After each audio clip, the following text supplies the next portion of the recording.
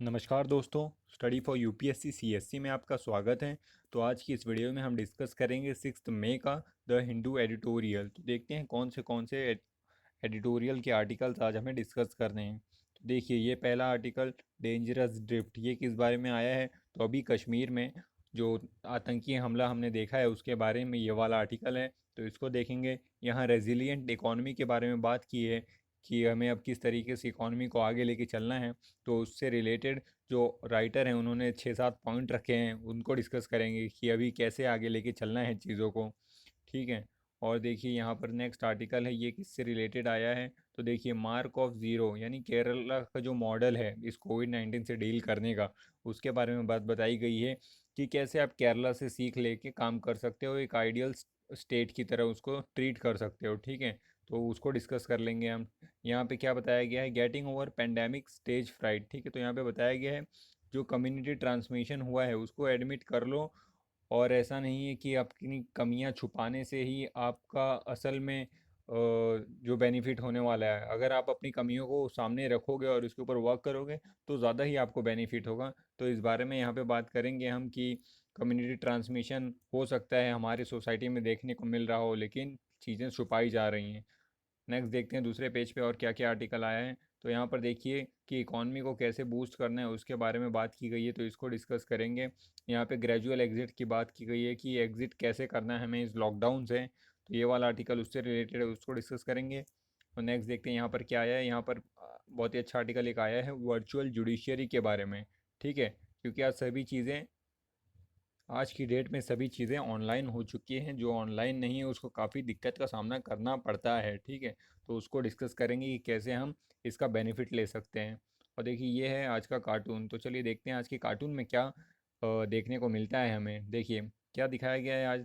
तो जैसा कि आप सबने सुना ही होगा कि अभी जो शराब की दुकानें हैं उनको थोड़ा सा लिवरेज दिया गया है और काफ़ी दुकानें खोली गई हैं। तो देखिए काफ़ी लंबी लाइनों, हमने फ़ोटोज़ देखी हैं सोशल मीडिया पे, कैसे लोग इतनी लंबी लंबी कतारों पे काफ़ी भीड़ में खड़े हैं शराब खरीदने के लिए। और यहाँ दिखाया दूसरी तरफ जो सरकार ने ये फूड का जो डिस्ट्रीब्यूशन की बात की है, वहाँ पे कितने देखिए कम लोग जा रहे हैं, और यहाँ पर देखिए कैसे कितनी भीड़ में लोग जा रहे हैं, महंगी महंगी शराबें खरीद रहे हैं। अभी हमने देखा दिल्ली में, जो दिल्ली सरकार है उन्होंने 70% तक बढ़ा दिया है दिल्ली में जो शराब की कीमतें हैं, ताकि उससे स्टेट गवर्नमेंट को भी थोड़ा बहुत रेवेन्यू आ सके, और जो ये इकॉनमी में अभी डाउनफॉल चल रहा है उसको थोड़ा सा कंपेंसेट किया जा सके। नेक्स्ट देखते हैं यहाँ पर जो डेटा है, डेटा पॉइंट, इसके बारे में डिस्कस करते हैं कि क्या बताया गया है। देखिए यहाँ पे बात की गई है डबलिंग रेट की, कि अभी देखा जा रहा है जो पंजाब हरियाणा और तमिलनाडु है यहाँ पे डबलिंग रेट काफ़ी बढ़ गया है। डबलिंग रेट क्या होता है?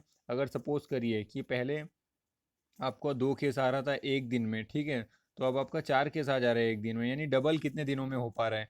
तो यहाँ पर देखिए जहाँ बाकी सारे स्टेट, ये जो ग्रे वाला है वो क्या दिखा रहा है, जो और ये रेड वाला है, दो दो साइन है। ठीक है, तो रेड वाला दिखा रहा है decrease compare to the value on 28, और ये ग्रे वाला दिखा रहा है indicate sharp rise in the infection in this stage. ठीक है, तो कितना इन्फेक्शन है और ये कितना डिक्रीज है इसकी बात की गई है। तो यहाँ देखिए पंजाब में पहले यहाँ इतना हुआ करता था, यानी आप कह सकते हैं अप्रोक्सीमेटली 10 से 20 दिन, यानी आप यहाँ से देख सकते हैं 18 दिन के आसपास हुआ करता था। अभी पंजाब में देखिए 3 दिन के आसपास हो गया डबलिंग रेट। यानी केसेस 100 हैं सपोज करिए, तो 200 होने के लिए कितने दिन लग रहे हैं? सिर्फ 3 दिन लग जा रहे हैं। पहले कितने दिन लग रहे थे? 18 दिन। इसका मतलब डबलिंग रेट अगर बढ़ता है तो ये क्या सही चीज़ है? नहीं, गलत चीज़ है, क्योंकि डबलिंग रेट का बढ़ना होता है यानी कम दिनों में ही केसेस डबल हो जा रहे हैं।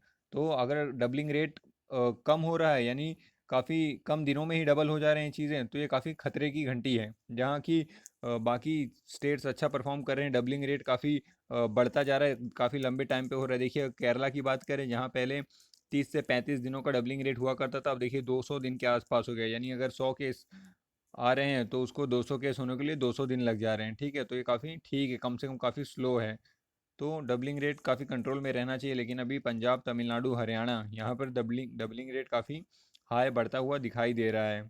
तो ये हो गया कार्टून और डेटा पॉइंट। चलिए डिस्कस करते हैं इस जुडिशरी वाले आर्टिकल से कि बात की जा रही है कैसे आप जुडिशरी को, अगर आप ई जुडिशरी में कन्वर्ट करें, ई कोर्ट्स का इस्तेमाल करें, ठीक है, तो क्या बेनिफिट्स हो सकता है हमें, कैसे इसका इस्तेमाल लेके चलना चाहिए। देखिए it will not only reduce the cost but also lead to the speedy disposal of the cases, कि ये तो कॉस्ट तो बचाएगा ही और जल्द से जल्द हमारे यहाँ केसेस भी सॉल्व होंगे। जैसा कि आप सब जानते होंगे कि हमारे यहाँ जो जुडिशरी में एक सबसे बड़ी दिक्कत क्या है, वो है केसेस की पेंडेंसी की। केस पेंडेंसी बहुत ज़्यादा है, आप खुद देखते होंगे, फिल्मों में भी दिखाया जाता है, तारीख पे तारीख, तारीख पे तारीख, ठीक है। कैसे हमें सिर्फ तारीख पे तारीख मिलती है और केस लंबा खींचते चले जाता है। एक केस अगर आज शुरू हुआ है तो हो सकता है वो साल, 2 साल, 3 साल, 4 साल, 10 साल तक चलते रहते हैं। तो काफ़ी बहुत सारे केसेस पेंडिंग पड़े रहते हैं और नए केस आते जाते हैं। तो जस्टिस अगर डिले हो रहा है तो justice delayed is equal to justice denied, ठीक है। यानी उसका इतना महत्व रह नहीं जाता है कि अगर आप 1 साल पहले आपने क्राइम किया और 10 साल बाद आपको सज़ा हो रही है, तो बताइए विक्टिम के ऊपर क्या गुजरेगी। वो 10 साल सिर्फ इसी चक्कर में गुजार दिए उसने कि मैं सज़ा दिला सकूं, मुझे इंसाफ मिल सके, ठीक है। तो अगर आप ई कोर्ट का इस्तेमाल करेंगे, आप वर्चुअल जुडिशरी का इस्तेमाल करेंगे, तो हो सकता है कि केसेस जल्दी जल्दी सॉल्व हो सकें, ठीक है। तो ये काफ़ी अच्छा इनिशिएटिव है और बदलते हालात के साथ, बदलते टाइम के साथ हमें अपनी टेक्नोलॉजी से अपग्रेड रहते रहना चाहिए और चेंजेस लाते रहना चाहिए, ठीक है। इससे बहुत सारे बेनिफिट होंगे। देखिए मैनी मैनी हर्डल्स की बात की जा रही है कि इसमें हर्डल्स क्या आएंगे। देखिए पहले कैसे होता था कि जैसे कि बताया गया है कि pendency cases in various court in India staggering की पेंडेंसी बढ़ते जा रही है, ठीक है। फिर इकोनॉमिक सर्वे जो 2019-20 है, वो एक डेडिकेटेड चैप्टर है जिसका कि पेंडेंसी है ऑफ द टैक्स केसेस, ठीक है, कि कितने सारे टैक्स केसेस पेंडिंग पड़े हुए हैं, उसके ऊपर एक डेडिकेटेड चैप्टर इकोनॉमिक सर्वे ने बनाया हुआ है कि इतने सारे केसेस पड़े हुए हैं, ठीक है। एग्जिस्टिंग जो infrastructure is grossly under utilise, यानी जो अभी इंफ्रास्ट्रक्चर बना हुआ है वो भी अंडर यूटिलाइज है। तो हम बात करते हैं कि हमें और जजेस को लाना चाहिए और कोर्ट्स बनाने चाहिए, ठीक है। लेकिन जो कोर्ट्स बने हुए हैं, जो वैकेंसीज उसमें हैं, वही फुलफिल नहीं है अभी तक, ठीक है। तो उसको ही आप पूरी तरह से इस्तेमाल नहीं कर पा रहे हो, तो और नया इंफ्रास्ट्रक्चर बना के क्या करोगे। पहले जो बना हुआ है उसमें ही तो उसकी कैपेसिटी फुल करके उसके ऊपर काम तो करिए, ठीक है। और देखिए और क्या बात बताया गया है कि income tax tribunal that function only half day most of the time, यानी आधा ही दिन काम करते हैं। जब आप देखेंगे फिजिकली या मैन्युअली जब कोर्ट चलते हैं तो काफ़ी स्लो स्लो प्रोसेस रहता है।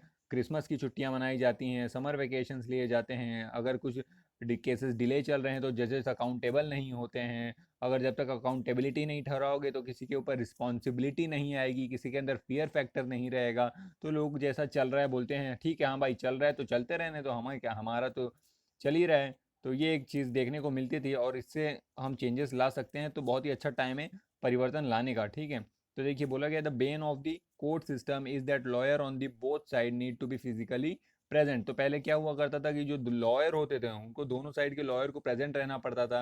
लेकिन अगर किसी एक लॉयर को कुछ इमरजेंसी या नहीं आ पा रहा है तो उसकी वजह से सेशन को एडजर्न कर देना पड़ता था, इससे केसेस लंबे खिंचते रहते थे। और अगर हम वर्चुअल जुडिशरी का इस्तेमाल करेंगे तो इसकी ज़रूरत कम हो जाएगी, या फिर आप कह सकते हो कि दोनों ही लोग सामने लैपटॉप पे बैठ के पेश हो जाएंगे, वो जहाँ भी रहे हैं। ज़रूरी नहीं कि लंबा लंबा ट्रैवल करके ही उन्हें कोर्ट में आना पड़े। तो ये बहुत ही बेनिफिशियल साबित हो सकता है। जो हमारे विक्टिम्स हैं जिनको न्याय चाहिए वो भी अपने दूर गांव में बैठकर वर्चुअली स्क्रीन के ऊपर से अपना केस मुकदमा देख सकते हैं। उनको भी काफ़ी खर्चा उठाकर, काफ़ी दिक्कतों का सामना कर कर ट्रैवल नहीं करना पड़ेगा। और जो अब हम न्याय की बात करते हैं वो न्याय भी काफ़ी अच्छा अवेलेबल हो सकेगा लोगों को, लोगों का विश्वास जुडिशरी में जगेगा, ठीक है। तो ये बहुत ही आप कह सकते हो रिमार्केबल चेंज आ जाएगा अगर हम ई या फिर वर्चुअल जुडिशरी का इस्तेमाल करना ज़्यादा शुरू कर देंगे। फिर मेल की बात की गई है, जहां हम आज के डेट में अगर आप कोर्ट वगैरह में चले जाओ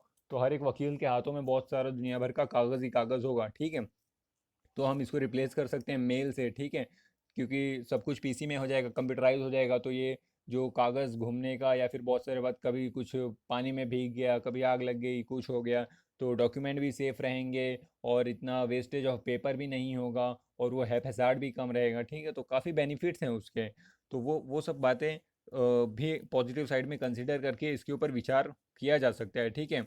अब देखिए बोला जा रहा है कि जजेस after consideration all the material viable, तो इसमें प्रोसेस बताया गया है कि आप दोनों ही वकील से ईमेल से आप जजेस को अपने अपने पॉइंट रख सकते हैं। फिर जजेस क्या करेंगे, दोनों ही के पॉइंट सुनेंगे, जो मटेरियल अवेलेबल है उनसे मंगाएंगे कि आप इसके लिए क्या एविडेंस दे रहे हो, आप इसके लिए क्या एविडेंस दे रहे हो। फिर वो ड्राफ्ट ऑर्डर रिलीज़ करेंगे कि देखिए मेरा ये ऑर्डर है, ठीक है।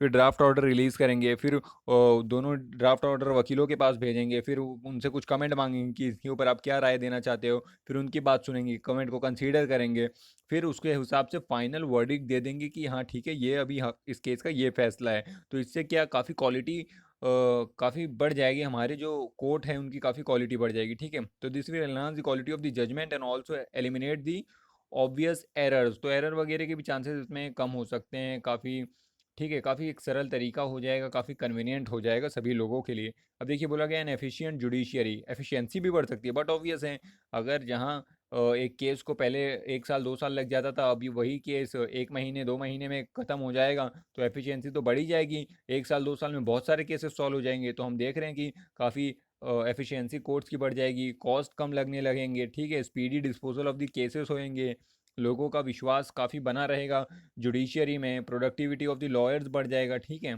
तो फिर लॉन्ग वेटिंग आवर जो हुआ करते थे कि आज हमारी तारीख आएगी, कल हमारी तारीख आएगी, तो वो सब काफ़ी कम देखने को मिलेगा।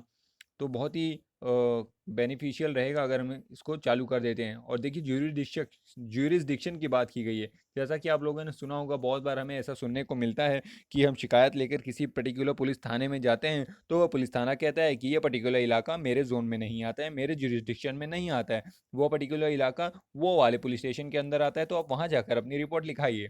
तो वो सब चीज़ों को भी यहाँ एलिमिनेट किया जा सकता है, क्योंकि यही चीज़ें कोर्ट में भी होती थी। जो कोर्ट के जुरिस्डिक्शन में जो एरिया आता था, वो कोर्ट वही सिर्फ केस लिया करता था। लेकिन अगर आप वर्चुअल जुडिशरी का इस्तेमाल करेंगे, इस कंसेप्ट को अप्लाई करेंगे, तो हो सकता है कि हम ये वाला कंसेप्ट है इसको भी चेंज करें, और ऐसा कर सकते हैं कि कोई भी जुरिस्डिक्शन का केस कोई भी कोर्ट एक्सेप्ट करेगा, और उसके ऊपर जो भी सही तरीका है, जो भी सही जजमेंट है, उसको अप्लाई करेगा और न्याय देगा सामने वाली पार्टी को, ठीक है। देखिए ऑल जज should be empowered to handle any case wherever its originate, ठीक है, वही बात की गई है इसमें। और माल प्रैक्टिस काफ़ी कम हो जाएगा, काफ़ी लिमिटेड हो जाएगा। तो ये बहुत ही अच्छा कंसेप्ट है। आउट ऑफ द बॉक्स सोचना पड़ेगा, अपना माइंड सेट चेंज करना पड़ेगा। जो चीज़ें पहले से चली आ रही हैं, अभी काफ़ी टेक्नोलॉजी का ज़माना है, तो उसके हिसाब से हमें चेंज करना पड़ेगा खुद को। Virtual judiciary can become a part of our life, तो हमारे आम जिंदगी का हिस्सा बन सकता है वर्चुअल जुडिशरी। तो इसको आप ध्यान रख सकते हैं। उसके ऊपर हो सकता है कोई सवाल बन जाए कि आप कैसे जुडिशरी को ई जुडिशरी में कन्वर्ट कर सकते हो, क्या उसके बेनिफिट हैं, क्या प्रोज है, क्या कॉन्स हैं, ठीक है। अब देखिए यहाँ बात की जा रही है ग्रेजुअल एग्जिट की, कि कैसे आपको ग्रेजुअली एग्जिट करना है। तो इस आर्टिकल में दो मेजर कंसेप्ट्स की बात की गई है। एक बात की गई है मिटिगेशन की, एक बात की गई है सप्रेशन की। तो देखिए बोला गया है using mitigation measures will save the great number of life. जो मिटिगेशन मेजर्स हैं, यानी जो बचने के तरीके हैं, वो हमारे बहुत सारे जानें बचा सकती हैं। तो यहाँ पर देखिए दो कंसेप्ट दिया गया है, मिटिगेशन और सप्रेशन। मिटिगेशन क्या है? मिटिगेशन यह है कि आपको सपोज करिए, देखिए बोला गया है कि mitigation refer to method to reduce the number infected and protect the most vulnerable. यानी आपको क्या करना है कि रिड्यूस कर देना है नंबर जो इन्फेक्टेड है। कैसे? ऐसे ऐसे रेस्ट्रिक्शंस लगा देने हैं, मिटिगेट कर देना है। यानी हमें ऐसा स्टेप्स लेने हैं कि वो चीज़ें आगे बढ़े ही ना, ठीक है। हम ऐसे मेजर्स लेंगे, जैसे लॉकडाउन एक मेजर है, तो ये सब क्या है? ये सब मिटिगेट करने के मेजर्स हैं। अब देखिए सप्रेशन क्या है? सप्रेशन उससे थोड़ा सा लीनियंट है, ऐसा नहीं है कि उसमें कंप्लीट लॉकडाउन होगा। देखिए बोला गया है suppression are more or less what have come to call lockdown, ठीक है, but do not include complete shutdown. इसमें कंप्लीट शटडाउन नहीं रहता, इसमें थोड़ी सी लिवरेज दी रहती है। मतलब आप लोग कह सकते हो कि सावधान होकर आप लोग करिए काम, लेकिन सावधानी ज़रूर बरतिए। तो ये है मिटिगेशन और सप्रेशन का थोड़ा सा कंसेप्ट इसमें बताया गया है। लेकिन इसमें बात की गई है कि हमें तो मिटिगेशन का ही इस्तेमाल करना पड़ेगा, स्ट्रिक्टली काम करना पड़ेगा, और जो चीज़ें रोकनी है उसके ऊपर अच्छा खासा रेस्ट्रिक्शंस लगाना पड़ेगा। तो अभी देखिए बात की जा रही है waiting for the herd immunity. तो हर्ड इम्यूनिटी का कंसेप्ट काफ़ी दिनों से चर्चा में है, और इसको आप ज़रूर से याद रखना, हो सकता है इसके ऊपर ज़रूर सवाल बन जाए। तो हर्ड इम्यूनिटी क्या है? देखिए जब ये कोरोना वायरस फैलना शुरू हुआ था, तब आपने सुना होगा कि स्टेज 1 होता है, स्टेज 2 होता है, फिर स्टेज 3 होता है जिसको हम कम्युनिटी ट्रांसमिशन कहते हैं। स्टेज 1 क्या है? ये होता है इम्पोर्टेड केसेस, यानी कोई जब फॉरेन से हमारे भारत में आया है तो वो एक इंडिविजुअल है जो फॉरेन से वायरस को लेकर भारत में एंट्री किया, तो ये स्टेज 1 है, तो ये एक इम्पोर्टेड केस है। फिर इसके कांटेक्ट में जो आया तो ये इसकी हिस्ट्री थी ट्रैवल, तो ये इसके कांटेक्ट में ये आया, तो ये क्या, ये स्टेज 2 है कि जो इम्पोर्टेड केसेस है उसके थ्रू जिसको फैला है वो स्टेज 2 हो गया।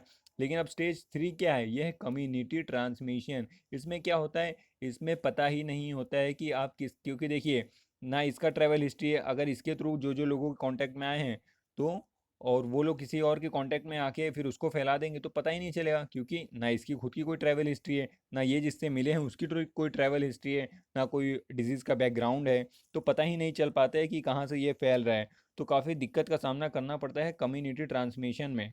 तो ये एक चीज़ स्टेजेस की बात हो गई। अब हर्ड इम्यूनिटी क्या है? तो देखिए जहाँ तक हर्ड इम्यूनिटी की बात है, तो हम अभी इसके ऊपर देखें तो इनकी ये बात की जा रही कि इसका इलाज सिर्फ वैक्सीन है, और तब तक हमें रेस्ट्रिक्शंस का सामना करना पड़ेगा या पालन करना पड़ेगा ताकि हम नंबर्स को लिमिटेशंस में रखें। तो जब तक वैक्सीन नहीं बनेगी तब तक हमें ऐसे ही काम करना पड़ेगा, और वैक्सीन बनने में काफ़ी टाइम भी लग सकता है। तो उसका एक अल्टरनेटिव क्या किया जा रहा है? हर्ड इम्यूनिटी की बात की जा रही है, मतलब हम एक large number of the group को इम्यून कर देंगे, ठीक है। एक जब एक major portion of the society immune हो जाएगा तब वो एक हर्ड इम्यूनिटी हो जाएगी, तब वायरस को कोई होस्ट बॉडी ही नहीं मिलेगी वो जिसके अंदर जाके सरवाइव कर सके। क्योंकि वायरस क्या है? वायरस एक ऐसा, आप कह सकते हो, लिविंग और नॉन लिविंग के बीच का, आप कह सकते हो उनके बीच का ट्रांजिशन है, ठीक है। वो जो नॉन लिविंग और लिविंग के बीच का चीज़ होता है वायरस, वो उनके बीच का ट्रांजिशन फेज़ है, और उसको एक होस्ट की ज़रूरत होती है, यानी हमारे जैसे लिविंग की बॉडी की ज़रूरत होती है जिसके अंदर वो जाए, फिर उसको न्यूट्रिशन मिले और वो खुद को मल्टीप्लाई करे। तो ऐसे ग्रो करता है वायरस। और अभी लेकिन जब वो वायरस हमारे अंदर चला जाएगा तो बहुत सारे लोगों का इम्यूनिटी स्ट्रांग होता है, तो वो उससे लड़ के अपने अंदर एंटीबॉडी बना लेते हैं और उससे इम्यून हो जाते हैं, ताकि दोबारा अगर वो हमारे शरीर में आए तो हम उससे इन्फेक्ट नहीं होंगे। तो अभी ऐसा कहा जा रहा है कि हर्ड इम्यूनिटी यही कंसेप्ट है कि हम सारे ही लोगों को अलाउ कर देंगे कि जाएं, वो इन्फेक्ट हो जाएं, और 50-60% लोग जब इम्यून हो जाएंगे इससे, क्योंकि एक बार आप इन्फेक्ट हो गए, वायरस आपके शरीर में चला गया, एंटीबॉडी आपकी शरीर ने बना लिया, उसके बाद आप इन्फेक्ट नहीं होंगे क्योंकि आपके शरीर में एंटीबॉडी है, आप लड़ लेंगे, ठीक है।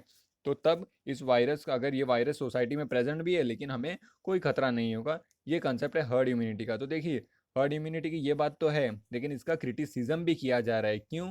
क्योंकि इससे 60 और 70% जब पब्लिक को आप इस वायरस से काफ़ी ओपन कर देंगे कि हाँ आप 60-70% पब्लिक के शरीर में प्रवेश करिए, लेकिन मॉर्टेलिटी रेट भी तो देखिए, 1% ऑफ द पब्लिक की डेथ हो जा रही है इसमें, और 60-70% ऑफ दी पॉपुलेशन जो वर्ल्ड का है उसका 1% ऑफ लोग की अगर हम डेथ ऐसे ही एक्सेप्ट करने के लिए तैयार हैं तो ये काफ़ी बहुत ही गलत बात है, ठीक है। हम ऐसे ही लोगों की डेथ को एक्सेप्ट नहीं कर सकते ना, हमें लड़ना पड़ेगा, ठीक है, हमें लड़ना पड़ेगा, और विदाउट कम से कम डेथ हो। हम उल्टा हमें ऐसा सोचना चाहिए कि हम किसी की भी डेथ ना होने दें और पहले ही दवाई बना लें, लेकिन ये तो बहुत साफ है कि केसेस डेथ के बढ़ते ही जा रहे हैं। तो ठीक है, देखिए इसमें बोला गया है कि द आर्ग्यूमेंट इग्नोर 4 फैक्टर, ये जो आर्ग्यूमेंट है हर्ड इम्यूनिटी का, ये 4 फैक्टर को इग्नोर कर रहा है। कौन से 4 फैक्टर हैं? कि number of the death can not be brought below 1%, क्योंकि 1% की डेथ होगी अगर आप हर्ड इम्यूनिटी का कंसेप्ट फॉलो करोगे, ठीक है। अब बोला गया इफ़ यू प्रोटेक्ट दिस, यानी ये जो लोग हैं जिनकी जान इसमें जा सकती है उनको हमें प्रोटेक्ट करने के बारे में सोचना चाहिए। सेकंड बात की जा रही है कि as statistics show lockdown also result in very large number of the death, ठीक है। तो लॉकडाउन के बाद भी हमें डेथ देखने को मिल रहा है, तो ये भी एक एस्पेक्ट है कि लॉकडाउन तो किया है हमने लेकिन अभी भी आप देखेंगे तो डेथ के केसेस बढ़ते ही जा रहे हैं। और थर्ड इसमें पॉइंट क्या बोला गया है कि pandemic will end much sooner than 2 years if herd immunity occur. अगर हर्ड इम्यूनिटी अगर हो गया, यानी जो हर्ड इम्यूनिटी है ये हो गया, तो 2 साल से पहले पहले ये पेंडेमिक खत्म हो सकता है, ऐसा बोला जा रहा है राइटर के द्वारा। फोर्थ पॉइंट ये कह रहे हैं कि we do not know the actual number of the infected up to now as no country has reliable data, यानी अभी तक हमें पता ही नहीं है एक्चुअल नंबर क्या है, क्योंकि जो कंट्री डाटा दे रही है वो खुद नहीं जानती कि एक्चुअल डाटा है कि नहीं है, क्योंकि टेस्टिंग नहीं हो रही है उस लेवल पे। टेस्टिंग करना पड़ेगा तभी तो नंबर मिलेगा। आप देख लीजिए, भारत की बात करता हूँ, बंगाल को देख लीजिए, कहाँ मिल रहा है नंबर? मिल रहा है नंबर? नहीं मिल रहा है, नंबर छुपाए जा रहे हैं ताकि स्टेट का नाम खराब ना हो। तो ये सब चीज़ें भी देखने को मिल रही हैं हमें, ठीक है। और देखिए और क्या बात बताई गई है कि gradual exit using mitigation measure यानी स्ट्रिक्टनेस वाले मेजर, जो चीज़ें हम रोक सके हैं उसको, कंस्ट्रेन कर सके सभी मेजर को, उनका इस्तेमाल करें, आप लॉकडाउन का इस्तेमाल करें, यही सेव करेगा greatest number of the lives. ठीक है, जितने भी लोग हैं, बहुत सारे लोग जो खतरे में पड़ सकते हैं उनको बचा सकता है यही मिटिगेशन मेजर। ठीक है, अलाउ और टू लीव क्वारंटाइन। देखिए अब बात की जा रही है कि बहुत सारे लोगों को टेस्ट किया जा रहा है और फिर वो नेगेटिव आ जा रहे हैं तो उन्हें छोड़ दिया जा रहा है। फिर क्या हो रहा है, फिर बहुत दिनों बाद वो देखा जा रहा है कि जब उनकी तबीयत खराब होती है तो फिर वो आते हैं चेकअप कराने और उनको पॉजिटिव पाया जाता है। तो ये देखा जा रहा है। तो अब इसका भी एक कंसेप्ट देखने को मिल रहा है कि ये एक ऐसा नेगेटिव चीज़ देखने को मिल रही है कि हम डिटेक्ट ही नहीं कर पा रहे हैं, या फिर इसका क्या सोल्यूशन निकाला जाए कि पहले तो आप शो नहीं कर रहे हो कि आप पॉजिटिव हो, और बाद में ये वायरस शो कर रहा है, बाद में ये डिटेक्ट हो पा रहा है। तो ये कंसर्न वाला हिस्सा देखने को मिल रहा है। और फॉल्स पॉजिटिव और फॉल्स नेगेटिव की बात की जा रही है। जैसे R T P C R क्या है, R T P C R है real time reverse transcriptase polymerase chain reaction. इस ही से हम टेस्ट करते हैं कोरोना वायरस का। ये क्या करता है, ये पता लगाता है कि आपके शरीर में कोरोना वायरस है कि नहीं है, वो पर्टिकुलर वायरस है कि नहीं है। तो इससे अगर पता लग गया आपके शरीर में वो वायरस है, इसका मतलब आप पॉजिटिव हो, आपको कोरोना की बीमारी है। लेकिन बहुत सी दफ़े ये फॉल्स भी इंफॉर्मेशन दे देता है। लेकिन अभी तक का सबसे सही वाला जो टूल है वो यही है। अभी हमने बात की थी रैपिड एंटीबॉडी टेस्ट की, जो चाइना से मंगाया था वो तो बहुत ही ख़राब था, वो तो 5% ही सिर्फ सही रिज़ल्ट दे रहा था। और अभी हमारे पास जो सबसे रिलायबल टूल है वो R T P C R ही है।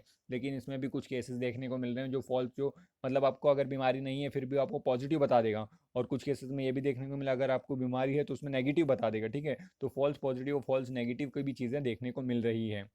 तो ये सब चीज़ें हैं इसमें। और इसका यही सोल्यूशन है कि देखिए बोला गया है कि best evidence that SARS CoV two is able to induce protective antibody production in human come from observation that most people get rid of the virus without the help of any medicine. यानी बोला जा रहा है कि आप खुद ही antibody develop कर लीजिए without the use of medicine. जो हर्ड इम्यूनिटी का कंसेप्ट है उसकी ही इसमें बात की जा रही है। देखिए मोस्ट इफेक्टिव रिस्पॉन्स क्या है, मिटिगेशन है, फिजिकल डिस्टेंसिंग है।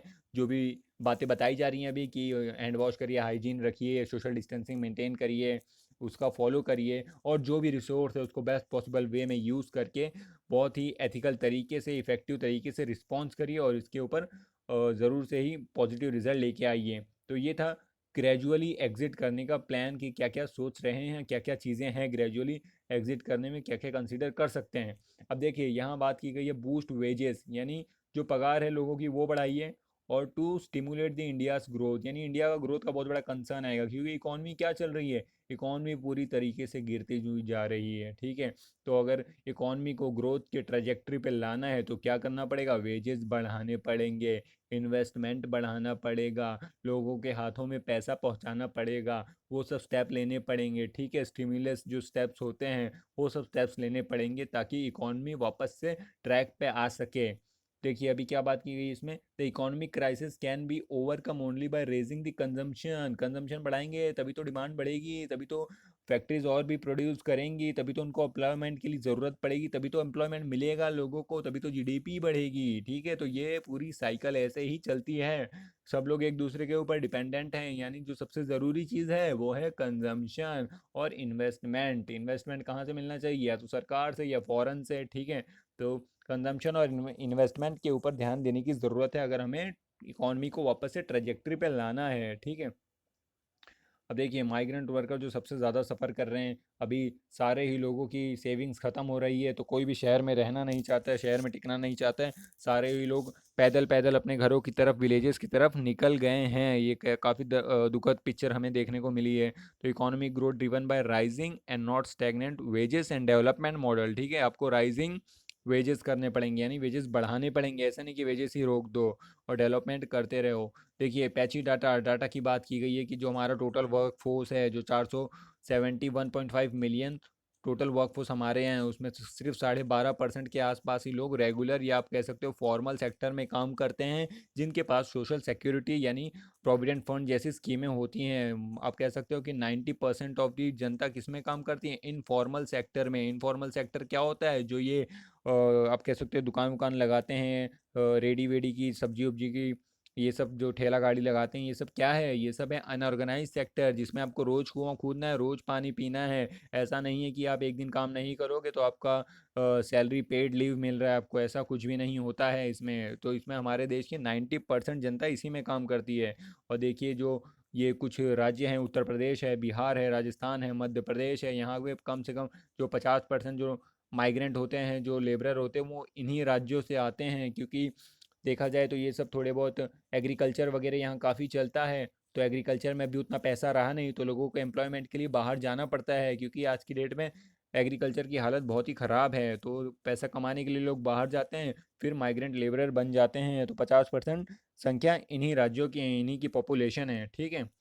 तो ये एक डाटा इसमें बताया गया है। और आगे क्या बात की गई है देखिए, in agriculture and allied activities. Allied activities क्या है, जैसे कि आप समझ लीजिए खेती बाड़ी कर रहे हैं, खेती बाड़ी करने के साथ आपने पशुपालन शुरू कर दिया है, मुर्गी पालन शुरू कर दिया है, मछली पालन शुरू कर दिया है। एपीकल्चर यानी कि बी हनी बीज, शहद का आप व्यापार कर रहे हो। हॉर्टिकल्चर आपने शुरू कर दिया है, फ्रूट्स वगैरह का, ठीक है। तो वो सब, इसके साथ साथ अंडे वगैरह का कुछ कर रहे हो कामकाज, तो वो सब क्या है, अलाइड एक्टिविटीज़। मिल्क है, दूध दूध बेच रहे हो, ठीक है।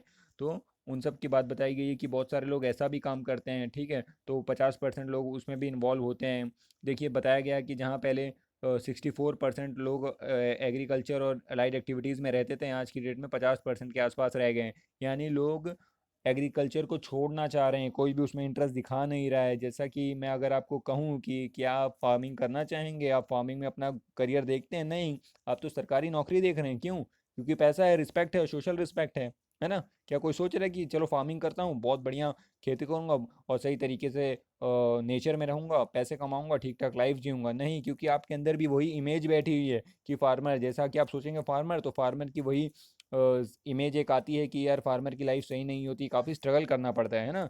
लेकिन अगर हम चाहें तो इसकी इमेज बदल सकते हैं। सरकार के अंदर विल पावर होनी चाहिए, पॉलिटिकल इच्छा होनी चाहिए कि हाँ सरकार अगर काम करे तो फार्मर की इमेज बदल सकती है, जैसा कि विदेशों में होता है, ठीक है। तो चलिए वो तो एक अलग ही बात है। अब देखिए बताया जा रहा है कि 19.3 मिलियन पर्सन है, उन्होंने छोड़ दिया है एग्रीकल्चर को, ठीक है।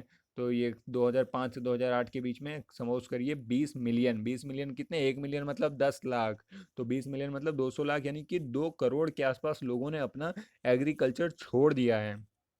और वो शहरों की तरफ जॉब वगैरह या कुछ काम काज, कुछ और भी अनऑर्गेनाइज सेक्टर में या कोई ऑर्गेनाइज सेक्टर में, ये सारे लोग उसी में चले गए हैं। वाइडनिंग द डिमांड बेस, जो डिमांड बेस है उसको आपको बढ़ाना पड़ेगा। देखिए अभी बात बताई जा रही है, जो रिचेस्ट 5% लोग हैं वही सबसे ज़्यादा, यानी 64% ऑफ दी जो वैल्यूएबल कंजम्पशन है, जो ड्यूरेबल गुड्स है, जो फर्नीचर वगैरह हैं, वो यही 5% लोग ही खरीदते हैं। और जो हमारे मिडिल क्लास या poor section of the society है, जो 50% है, वो कितना खरीदता है, 13% प्रोडक्ट वो खरीदता है। यानी जो पुअरेस्ट 50% है वो तो सिर्फ 13% खरीद रहे हैं, उनका कंजम्पशन 13% का है। और जो अमीर 5% है वो खरीद रहे हैं 64%। तो आप देख रहे हैं कि कितना ज़्यादा इनक्वालिटी है, कितनी ज़्यादा इनकम में डिफरेंसेस हैं लोगों के।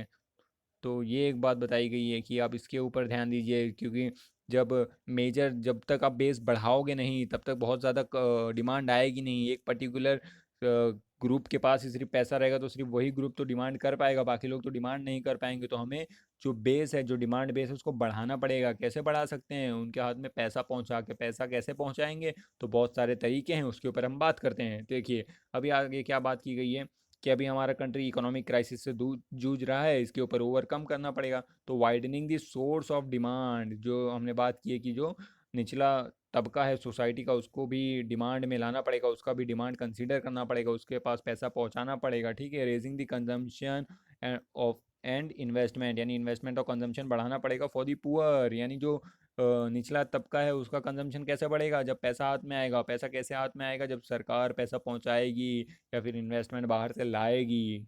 और देखिए बोला गया है कि आप industries link to food processing, ठीक है। फूड प्रोसेसिंग देखिए, अब जो गांव वाले इलाके हैं उसमें फार्मिंग होता है, फार्मिंग में तरह तरह के जो अनाज की चीज़ें हैं वो प्रोड्यूस होती हैं। तो आप इससे आइडिया लगा के क्यों ना हम गाँव में ही जो फूड रिलेटेड कंपनीज़ हैं, फैक्ट्रीज़ हैं, इंडस्ट्रीज़ हैं, उनको वहाँ बनाएं, ठीक है, उनको वहाँ पे सेट करें। ताकि जो फूड प्रोडक्शन है, नहीं, फूड प्रोसेसिंग से रिलेटेड जो भी जॉब है, जो भी एम्प्लॉयमेंट है, वो वहाँ पे जनरेट हो और लोगों को ज़्यादा बाहर जाना ना पड़े, माइग्रेट करना ना पड़े, और वहीं पर अच्छा खासा एम्प्लॉयमेंट मिल सके, ठीक है। जैसे कि देखिए अब टमाटर हो गया, तो टमाटर से क्या बन सकता है, टोमेटो केचप बन सकता है, तो क्यों ना वहीं पर प्लांट बनाया जाए, क्यों ना गवर्नमेंट इनिशिएटिव ले।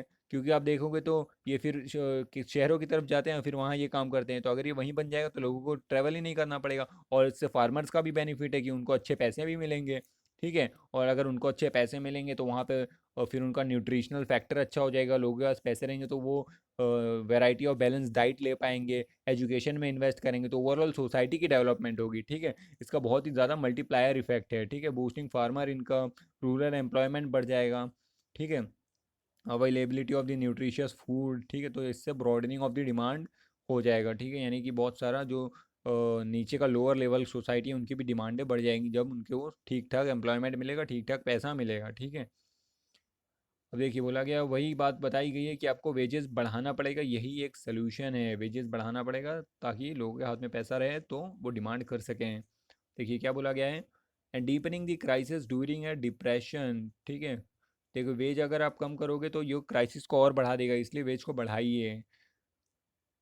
अब इंक्रीजिंग गवर्नमेंट स्पेंडिंग, गवर्नमेंट को भी अपनी स्पेंडिंग बढ़ानी पड़ेगी, जैसा कि हमने देखा अभी प्रधानमंत्री गरीब कल्याण योजना के तहत 1.7 लाख करोड़ गवर्नमेंट ने इन्फ्यूज़ किए थे, जो कि हमारी जीडीपी का 1% था। लेकिन हमने देखा है कि जो डेवलप्ड नेशन है जैसे अमेरिका है, उसने 10% के आसपास और भी ज़्यादा ज़्यादा 20-20% देशों ने कहते हैं खर्च किए हैं, और हमने सिर्फ 1% किए हैं। तो अभी बात बताई गई थी कि कम से कम आप 5% तो खर्च करिए, ताकि एक अच्छा खासा अमाउंट हमारी इकोनॉमी में इन्फ्यूज़ हो सके, ताकि वो एक एनिमल स्पिरिट दे, ठीक है। एनिमल स्पिरिट दे, अंदर से एक मोटिवेशन आए कि हाँ चलिए ठीक है, प्राइवेट सेक्टर में इन्वेस्टमेंट आएगा, ठीक है। देखिए जब गवर्नमेंट इंक्रीज़ करेगी स्पेंडिंग, तो इंफ्रास्ट्रक्चर और इनोवेशन में काफ़ी बल मिलेगा, काफ़ी इंफ्रास्ट्रक्चर बढ़ेगा, और काफ़ी लोग सामने से निकल कर आएंगे, क्योंकि ठीक है यहाँ की सरकार अच्छा काम करती है, काफ़ी सपोर्ट करती है बिजनेसमैनों का, तो हमें बाहर से भी प्राइवेट इन्वेस्टमेंट मिल सकती है, ठीक है। तो इसमें देखिए जॉन मेनार्ड केनीज की बात की गई है,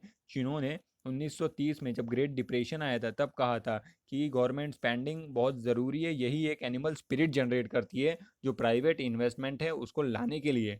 और वर्ल्ड वॉर 1945 की बात बताई गई है कि रियल वेजेस केप्ट राइजिंग, कि उसके बाद चीज़ों को ट्रैक पे लाने के लिए जो वेजेस हैं उसको हमने बढ़ा के रखा था, तभी चीज़ें सही रही थी ट्रैक पे, वरना चीज़ें ख़राब हो सकती थी, क्योंकि वेजेस नहीं रहेगा तो लोगों के हाथ में पैसे नहीं आएंगे, तो काफ़ी चीज़ें बिगड़ती चली जाएंगी, डिमांड होगा ही नहीं, इकॉनमी गिरती चली जाएगी। देखिए बोला गया है कि इन्वेस्टमेंट और भी जगह पे आपको ध्यान देना है, जैसे हेल्थ सेक्टर हो गया, एजुकेशन हो गया, रूरल रोड्स हो गए, रूरल एरिया हो गया, जो गांव में जो भी इंफ्रास्ट्रक्चर है उसके बारे में, एग्रीकल्चरल रिसर्च के ऊपर आप काम करिए कि लोगों को नए नए टेक्नोलॉजी का इस्तेमाल करके एग्रीकल्चर को और भी वेरिएशन लाया जाए, डाइवर्सिटी लाई जाए, पब्लिक ट्रांसपोर्टेशन के ऊपर वर्क किया जाए, ठीक है। तो वहाँ पे आप कह सकते हो कि जो एपीजे अब्दुल कलाम जी का पूरा का कंसेप्ट था, आप उसको अप्लाई कर सकते हो, प्रोवाइडिंग अर्बन एम्यूनिटीज़ इन दी रूरल एरियाज़, ठीक है। इसका कंसेप्ट लगा के तो आप पूरे गांव को एक नई ही इमेज दे सकते हो, ठीक है। तो ये था इसको बारे में कि ग्रोथ के लिए क्या ज़रूरी है, तो समझ गए आप कि आपको वेजेस बढ़ाने हैं, आपको कंजम्पशन बढ़ाना पड़ेगा, आपको इन्वेस्टमेंट बढ़ानी पड़ेगी, तब जाके हमारी इकॉनमी ट्रैक पे आएगी। अब देखिए बात करते हैं केरला की, तो मार्क ज़ीरो की बात की जा रही है, तो मार्क ज़ीरो किससे रिलेटेड है। अभी केरला में हमने देखा, जो हमारे देश का सबसे मेडिकल फील्ड में सबसे बढ़िया राज्य है आप कह सकते हो, यहाँ पर जैसे ही केस देखने को मिला था, इन्होंने स्टेप कंटेनमेंट स्टेप लेने शुरू कर दिए थे कि कैसे हम इस वायरस से लड़ सकते हैं, कैसे केसेस कम से कम रख सकते हैं, ठीक है। इन्होंने सेंट्रल गवर्नमेंट के ऑर्डर के आने तक का इंतज़ार नहीं किया, इन्होंने अपने लेवल पे ही चीज़ों को करना शुरू कर दिया, ठीक है। तो यहाँ पे बताया गया कि देखो कैसे यहाँ पे कितने 462 केसेस थे, ठीक है। उसमें से बहुत सॉरी 499 केसेस थे, और 462 लोग रिकवर हो गए, और उसमें से बहुत सारे लोग देखिए 93 ईयर्स के थे, 88 ईयर्स की थी, तो ये भी रिकवर हुए हैं। और सिर्फ 3 डेथ देखने को मिली है केरला में, तो जो कि ये भी नहीं होना चाहिए था। लेकिन अगर आप बाकी राज्यों से कंपेयर करोगे तो देखिए कितना अच्छा ही परफॉर्म कर रहा है ये राज्य ना। काफ़ी कुछ सीखने की ज़रूरत है इन राज्यों से कि ये कैसे काम करते हैं, क्या इनका विचार रहता है, कैसे ये चीज़ों को पहले से ही भाप लेते हैं और उसके ऊपर काम करना शुरू कर देते हैं, ये अपना बजट कैसे लेके चलते हैं, ये किन चीज़ों पे ज़्यादा खर्चा करते हैं। तो इनसे आप ज़रूर सीखिए और उस तरीके से बाकी राज्यों में इम्प्लीमेंट करिए, ठीक है। आपको ये नहीं देखना है कि ये दूसरी पार्टी वाले हैं, अगर हम इनसे सीखेंगे, इनके राह पे चलेंगे तो ये हमें पॉलिटिकल गेम में अफेक्ट करेंगे, ठीक है। पॉलिटिकल चीज़ एक अलग चीज़ है, लेकिन आप कम से कम सीख के अपने नाम के तहत तो उसको इम्प्लीमेंट करिए, ठीक है। तो यहाँ पे बताया गया है 0.6% सिर्फ फर्टिलिटी देखने मिली है, जहाँ पे पूरा हमारे नेशनल एवरेज क्या है 3.3% फर्टिलिटी रेट का है। अब देखिए, जो हम WHO है, वर्ल्ड हेल्थ ऑर्गेनाइजेशन, उसके पेंडेमिक डिक्लेयर करने से पहले ही जो केरला है, इसने सारे ही जो एजुकेशनल इंस्टीट्यूशन हैं, जो थिएटर्स हैं, जो एंटरटेनमेंट की जगहें हैं, जो मॉल्स हैं, सारी चीज़ें बैन कर दी उसने। जो रिलीजियस गैदरिंग वाली जगह हैं, जहाँ भी मास गैदरिंग हो सकती थी, सारी चीज़ों पे बैन कर दिया। इसने सीख लिया 2018 के जो नीपा आउटब्रेक हुआ था। 2018 में हमने देखा जब नीपा आउटब्रेक हुआ था, तब केरला ने तब एक बार और बहुत ही अच्छा अपना रोल दिखाया था और बहुत ही अच्छे तरीके से डील किया था चीज़ों को। तो इसको केरला मॉडल के नाम से भी काफ़ी प्रसिद्ध है केरला ये स्टेट, क्योंकि इन्होंने काफ़ी अच्छे तरीके से इसको टैकल किया है। तो Kerala has very good health care infrastructure, primary health care यहाँ पे बहुत ही अच्छा है। तो देखिए, हमारे नेशन में आप सब जानते हैं केरला के पास तो बहुत ही अच्छा हेल्थ फैसिलिटी है। तो हमारा क्या, अब इससे क्या पता चलता है कि बाकी राज्यों में आपको हेल्थ फैसिलिटीज़ बढ़ानी पड़ेगी, प्राइमरी हेल्थ केयर सेंटर्स बढ़ाने पड़ेंगे, ठीक है। क्योंकि प्राइमरी हेल्थ केयर सेंटर्स ही नहीं है हमारे यहाँ पे, कम से कम वो तो रखिए ताकि लोगों को कुछ तो इन्फॉर्मेशन मिल सके, जो बेसिक डिजीज़ेज़ हैं उनसे छुटकारा मिल जाए, और वो रिकमेंड करें अगर कुछ सीरियस है तो ये अपर लेवल पे रिकमेंड कर सकते हैं। तो चीज़ें काफ़ी अच्छी हो सकती हैं, ठीक है। जो हमारा आप कह सकते हो कि जो सस्टेनेबल डेवलपमेंट गोल है, उसका गोल नंबर 3 है, वो क्या है कि आपकी मेडिकल चीज़ें, जो हेल्थ है वो काफ़ी अच्छा होना चाहिए, उसको एकम्प्लिश करना है तो आपको मेडिकल फैसिलिटीज़ बढ़ानी पड़ेंगी, ठीक है। अब देखिए, बोला गया है हाई लिटरेसी रेट भी एक बहुत बड़ा फैक्टर है, कि केरला में 90+% की लिटरेसी रेट है। तो वो तो है ही बात है, वो तो एक बहुत बड़ा फैक्टर हो ही जाता है कि लोगों को जानकारी रहती है, तो वो एक सही तरीके से चीज़ों को लेके चलते हैं, ठीक है। Active involvement of all the stakeholder, जितने भी लोग इससे अटैच हैं, सब ने अपना अपना रोल निभाया है। ऐसा नहीं कि सारे लोग सरकार के ऊपर डिपेंडेंट है। जो सिटीज़न है, सिटीज़न ने अपना रोल निभाया है। जो एडमिनिस्ट्रेशन है, एडमिनिस्ट्रेशन ने अपना रोल निभाया है। जो हेल्थ सेक्टर है, उसने अपना रोल निभाया है। यानी सब लोगों के मिले जुले एफर्ट से ही ऐसे अच्छे रिजल्ट हमें देखने को मिल सकते हैं। और इससे हमें ऐसा नहीं कि सिर्फ सरकार को ही सीखने की ज़रूरत है, आम जनता को भी सीखने की ज़रूरत है इससे। यानी हर एक इंडिविजुअल को इनसे कुछ भी अगर पॉजिटिव सीखने को मिलता है तो आप ज़रूर सीखिए और इम्प्लीमेंट करिए अपने यहाँ पर भी, ठीक है, ताकि फ्यूचर में ऐसा कुछ हमें देखने को ना मिले और हम चीज़ों को टैकल कर सके सही तरीके से। अब देखिए, डेंजरस रिफ्ट की बात की गई है, तो इसके बारे में हम डिस्कस करते हैं। जैसा कि हमने देखा कि अभी हमें जो टेरर एक्टिविटीज़ देखने को मिली है कश्मीर के हंडवारा टाउन में, जो कहाँ पर है, कुपवारा डिस्ट्रिक्ट में है, ठीक है। Kupwara district of Jammu Kashmir, Handwara town, यहाँ पर क्या हुआ। तो देखिए, मैं आपको पूरी बात बताता हूँ कि क्या एक्चुअली सीन था। कि वहाँ पे कुछ टेररिस्ट लोग आके घुस के बैठे हुए थे, और ये हमारे जो कह सकते हैं आप, जो 5 से 7 जो मिलिट्री वाले और पुलिस डिपार्टमेंट के लोग थे, जो काफ़ी हाईली मोटिवेटेड सोल्जर, काफ़ी ट्रेन थे, मतलब स्पेशल थे वो काफ़ी। ऐसा नहीं कि ऑर्डिनरी लोगों को वहाँ पे रखा गया था। तो ये लोग गए थे, चीज़ों को टैकल कर रहे थे। तो ऐसा था कि वहाँ पे दो चीज़ें थी, एक बिल्डिंग थी और एक आप कह सकते हो तबेला था। तो तबेले और बिल्डिंग में से ऐसा लग रहा था कि तबेले में चीज़ें चल रही, जो टेरर एक्टिविटीज़ है, जो टेररिस्ट लोग हैं वो तबेले में हैं, ठीक है।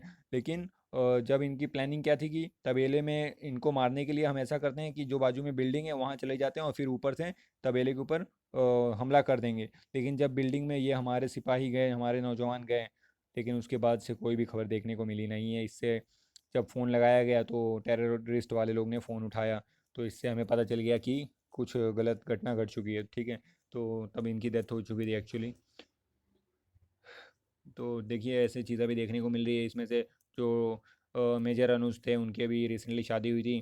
तो ऐसे अभी जहाँ पूरा देश, जो पूरी दुनिया है, पेंडेमिक से लड़ रहा है, वहाँ पे ये आतंकी हमले इनके द्वारा पाकिस्तान के साइड से रुकते का नाम ही नहीं ले रहे।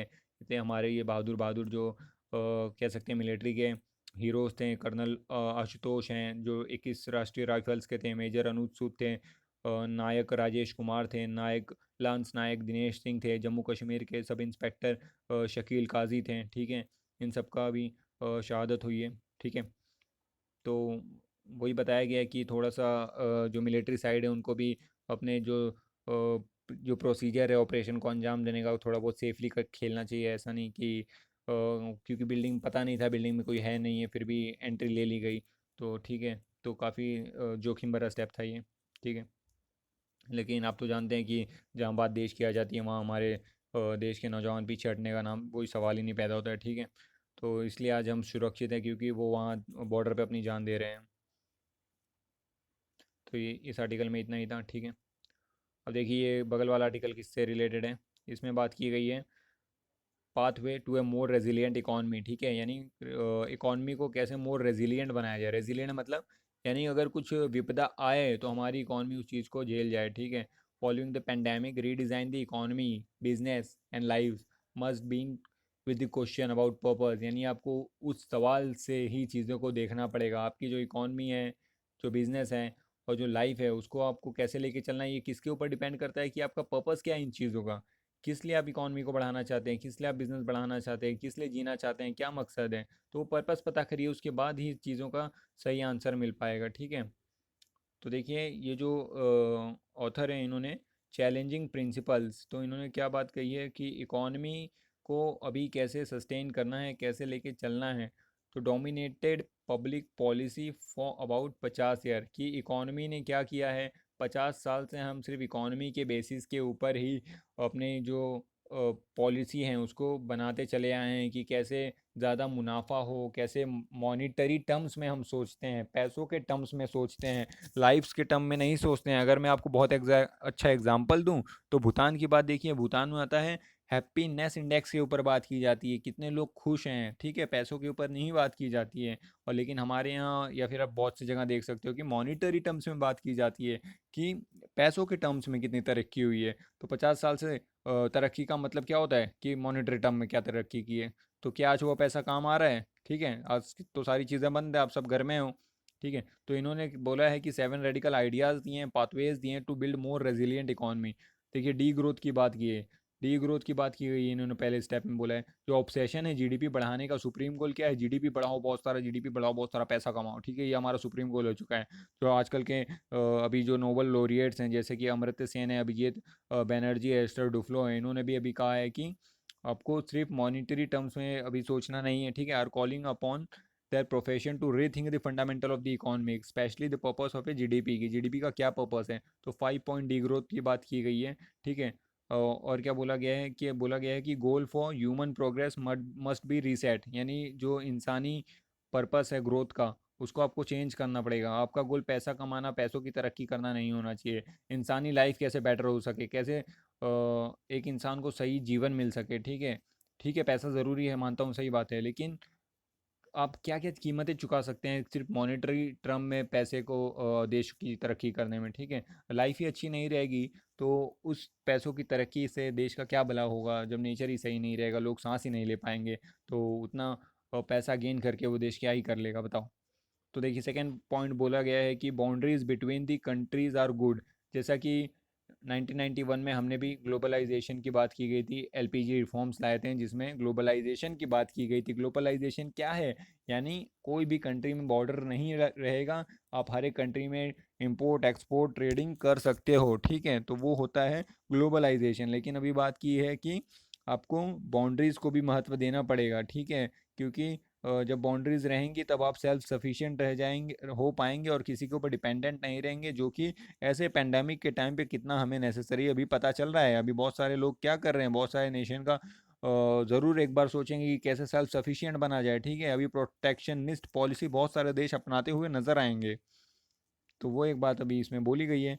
और देखिए और क्या गया है, according to the system theory, देखिए सिस्टम थ्योरी की एग्जांपल दिया गया है कि सिस्टम थ्योरी में क्या होता है कि सब system with in the complex system, ठीक है, must have boundaries around them although appropriately permeable one, so that the sub system can maintain their own integrity and evolve, यानी समझ सपोज करिए पूरी पृथ्वी, पूरा अर्थ है, इसमें ये भारत है और बाकी देश जो भी हैं, ठीक है। तो ऐसा है कि आप अपना जो भी बाउंड्री है उसको तो स्ट्रांग रखिए, लेकिन परमिएबल भी रखिए, ऐसा नहीं कि एकदम ही रिजिड हो जाइए। इंपोर्ट एक्सपोर्ट ट्रेडिंग सब रखिए, लेकिन एक बाउंड्री भी रखिए, सेल्फ सफिशिएंट भी बनिए, ठीक है। ताकि ग्रोथ करना है तो सबसे मिलजुल के काम तो करना ही पड़ेगा। जैसा कि सब सिस्टम की बात होती है, ये एक बहुत बड़ा सिस्टम है, उसमें एक सब सिस्टम होता है जिसकी खुद की एक बाउंड्रीज होती है, ठीक है। तो उस तरीके से इसको समझाया गया है। थर्ड बात की गई है कि गवर्नमेंट इज़ गुड। तो देखिए इसमें एग्जांपल दिया गया है कि ऐसा नहीं कि आपको सब कुछ गवर्नमेंट के ऊपर छोड़ देना चाहिए। रोनाल्ड रीगन डिक्टम कहते हैं government is not the solution, आपको सब कुछ गवर्नमेंट से ही नहीं एक्सपेक्ट करना चाहिए कि गवर्नमेंट ही करेगी तभी चीज़ें सही तरीके से हो पाएंगी, सब चीज़ें नॉर्मल हो पाएंगी, ठीक है। देखिए हैज़ एंडेड अप बाय कोविड-19। तो ये जो प्रॉब्लम आया है अभी क्या है, सब लोग गवर्नमेंट के ऊपर डिपेंडेंट हो गए हैं। जो कैपिटलिस्ट हैं वो भी डिपेंडेंट हो गए हैं, जो सिटीज़न हैं वो भी डिपेंडेंट हो गए हैं। किसके ऊपर? गवर्नमेंट के ऊपर। तो वो एक बात बताई गई है कि सिर्फ इसके ऊपर भी कंसिडर करना चाहिए कि ऐसे चीज़ों में तो हम सीधा गवर्नमेंट के ऊपर डिपेंडेंट हो जा रहे हैं, तो उसका भी कुछ एक तोड़ निकाल के रखना चाहिए। फोर्थ बात बताई गई है कि the market is not the best solution, जहाँ पे सिर्फ पैसों की बात की जाती है, सिर्फ वही एक सोल्यूशन नहीं है। तो इसमें मार्केट की बात की गई है कि सिर्फ मार्केट के ऊपर, सिर्फ पैसे बनाने के ऊपर ध्यान नहीं देना चाहिए, ठीक है। आपको इनइक्वलिटीज़ का ध्यान रखना है कि कैसे इनइक्वलिटीज़ बढ़ते जा रही हैं, कैसे इनइक्वलिटीज़ को कम करें ताकि सबको बराबर से अपॉर्चुनिटी मिल सके कंजम्पशन का। देखिए नेक्स्ट फिफ्थ बात की गई है justice and dignity, citizen welfare की बात की गई है, ना कि कंज्यूमर वेलफेयर। आज की डेट में जो इकोनॉमिक्स चलती है वो कंज्यूमर वेलफेयर की बात करती है कि कितना कंजम्पशन होना चाहिए। अरे कंजम्पशन तो होना चाहिए, लेकिन सिटीज़न की क्वालिटी ऑफ लाइफ भी तो होना चाहिए, उसको कौन कंसीडर करेगा, ठीक है। तो आपको सिटीज़न की क्वालिटी ऑफ लाइफ को भी ध्यान में लेके चलना है। ऐसा नहीं कि सिटीज़न कितना कंज्यूम कर पा रहा है, ठीक है, बहुत सारी कार्स मिल जा रही है लेकिन उस कार से इतना सारा पोल्यूशन हो रहा है, उसका क्या, ठीक है। तो आपको क्वालिटी ऑफ लाइफ भी देखना है, सिर्फ सामान के टर्म में नहीं देखना है उसको। और ये सिक्स पॉइंट इन्होंने बात की है, कंपटीशन मस्ट बी बाय, क्या बोला गया है, by restraint, competition must be restraint बोला गया है, कंपटीशन कम होना चाहिए, ठीक है। क्या बात की गई है कि जो इकॉनमीज़ में आपस में कंपटीशन होता है कि आपकी इकॉनमी इतनी ग्रोथ कर रही है, जैसे कि आप देखेंगे हमेशा जीडीपी की टर्म में बोला जाता है कि सबसे ज़्यादा जीडीपी से ग्रो कर रहा है यूएसए है, फिर चाइना है, ठीक है। इंडिया फिफ्थ नंबर है। तो ये क्या रैंकिंग है, तो लोगों में रेस लगी हुई है कि मेरा देश सबसे ज़्यादा जीडीपी से ग्रोथ करेगा, ठीक है, एक तरीके की रेस लगी हुई है। तो जितनी ज़्यादा रेस में दौड़ोगे उतना ज़्यादा ही नेचर वेचर को ख़राब करते चलोगे, सिटीज़न के क्वालिटी ऑफ लाइफ पे ध्यान नहीं दोगे, ठीक है। तो ये कंपटीशन की भावना कम करनी चाहिए। डार्विन कंपटीशन की बात की गई है कि सर्वाइवल ऑफ द फिटेस्ट, ठीक है, उसकी बात की गई है। देखिए सातवां पॉइंट बताया गया है कि intellectual properties belong to the public. जो इंटेलेक्चुअल प्रॉपर्टीज़ है, इंटेलेक्चुअल प्रॉपर्टीज़ क्या होता है, जैसे कि कोई कंसेप्ट आपने बनाया है, कोई थियरी आपने बनाई है, तो उसको वेलफेयर ऑफ द पीपल के लिए इस्तेमाल करने के लिए अवेलेबल रखना चाहिए। ऐसा नहीं कि आपने उसको सिर्फ पैसे बनाने के लिए रख लिए, पैसे कमाने के लिए रख लिए हैं, ठीक है। तो वो एक बात बताई गई है। It is imperative to evolve new institution for public ownership of technology and for the regulation of their use, ठीक है। यानी कि public ownership of the technology, यानी पब्लिक के वेलफेयर के लिए उसको इस्तेमाल किया जा सके, ठीक है। और जिन्होंने डेवलप किया उसको तो मॉनेटरी गेंस देना ही चाहिए, क्योंकि वो भी तभी तो R&D कर पाएगा, रिसर्च कर पाएगा, ठीक है। वो एक बात बताई गई है। तो पर्पस ऑफ द एंटरप्राइजेस की बात की गई है कि क्या पर्पस होना चाहिए, ठीक है। Vehicle must be design to, तो देखिए बोला गया है अब जो गाड़ियाँ, एग्जांपल दिया गया जैसे ह्यूमंस हैं कि अब जो पुरानी गाड़ियाँ उसमें नया तेल मत डालिए, आपका जो व्हीकल है उसको भी रीडिज़ाइन करिए, यानी हमारा जो पूरा सिस्टम है, जो पूरा प्रोसेस है, उसको अब नए तरीके से डिज़ाइन करिए, ठीक है। अब नए तरीके से डिज़ाइन करेंगे तभी हमारी ये जो इकॉनमी है वो रेजिलियंस बन पाएगी और ऐसे तरीकों के झटकों को झेल पाएगी, ठीक है। The redesign of economies of business and our life must be begin with the question about the purpose, यानी हमारा पर्पस क्या है इकोनॉमी को बढ़ाने का, हमारा पर्पस क्या है जीवित रहने का, हमारा पर्पस क्या है बिजनेस करने का। उसको सोच के जो आपका पर्पस है, जो आंसर है, अगर आपका आंसर है पैसा की कमाना है, पैसा ही जीवन में सब कुछ है, तो करते रहिए जो कर रहे हैं, ठीक है। तो बहुत ही अच्छा लगा मुझे तो ये आर्टिकल, बहुत ही अच्छी बात इन्होंने बताई है। देखिए नेक्स्ट आर्टिकल बताया गया है कि कम्युनिटी ट्रांसमिशन के बारे में बताया गया है कि ऐसा लग रहा है कि हमारे अभी यहाँ कम्युनिटी ट्रांसमिशन हो गया है, लेकिन क्या स्टेट्स छुपा रहे हैं। महाराष्ट्र वगैरह में आप देखिए केसेस बढ़ते ही जा रहे हैं, लेकिन इन्होंने कहा है कि ऐसा नहीं है कि अगर आप कम्युनिटी ट्रांसमिशन की बात बताओगे तो आपकी बदनामी होगी, उल्टा आपको प्रेज़ ही किया जाएगा कि ठीक है, हाँ ये देश एक्सेप्ट करता है और अभी इसके ऊपर काम करना चाहता है, इससे आपकी इच्छा शक्ति सामने निकल के आएगी, ठीक है। तो आपको एक्सेप्ट करना चाहिए और इसके ऊपर आप जब सामने निकल के आओगे तभी तो पता चलेगा कि हाँ ये दिक्कत है, तभी तो उसकी दवाई निकाल पाएंगे। जब तक आप बीमारी नहीं बताओगे तो डॉक्टर इलाज कहाँ से बताएगा, ठीक है। तो ये चीज़ें अभी बताई गई है कि आपको कम्युनिटी ट्रांसमिशन छुपाना नहीं है। तो इतना ही था आज के द हिंदू एडिटोरियल में। तो कैसा लगा आपको आज का एडिटोरियल डिस्कशन, क्या आपको चीज़ें सीखने को कुछ कुछ मिली, कुछ कमियां लगी हैं आर्टिकल में, कुछ चेंजेस चाहते हैं तो ज़रूर कमेंट बॉक्स में लिख के बताइए, उसको चेंज किया जाएगा। चलिए धन्यवाद, पढ़ते रहिए।